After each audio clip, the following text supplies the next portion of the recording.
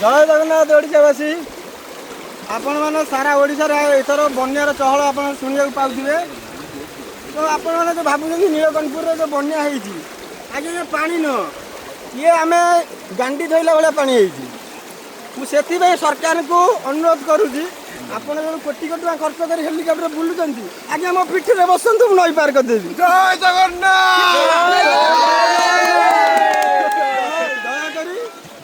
यही मेसेजटा मोहन माझी पाखक जाऊ सार पाखक जाऊ आपण